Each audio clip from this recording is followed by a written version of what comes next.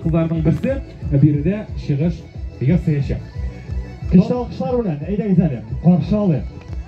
Татар kızı жеңушісі.